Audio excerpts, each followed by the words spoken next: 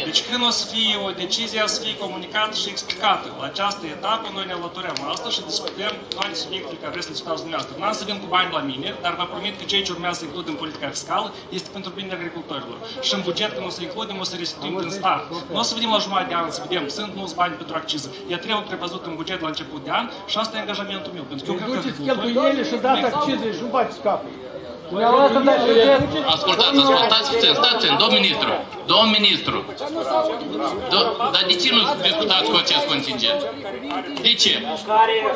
Păi da, dar dumneavoastră, noi suntem alegători dumneavoastră, noi v-am mandatat tot, ok? V-am creat toți.